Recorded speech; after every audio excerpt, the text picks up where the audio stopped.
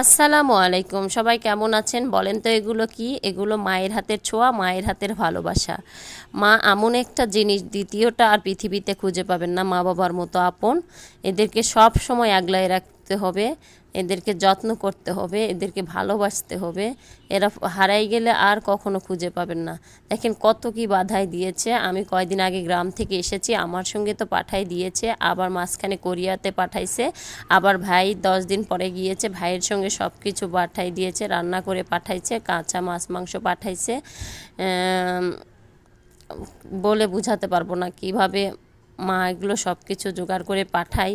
কেউ যদি ঢাকাতে আসতে চায় দৌড় মেরে তার কাছে যাবে, যে বলবে আমার মেয়ের জন্য কিছু নিয়ে যেতে পারবে নাকি, কারণ কিছু কিছু জিনিস আছে কোরিয়াতে দেওয়া যায় না, এগুলো হাতেই নিয়ে আসতে হয়।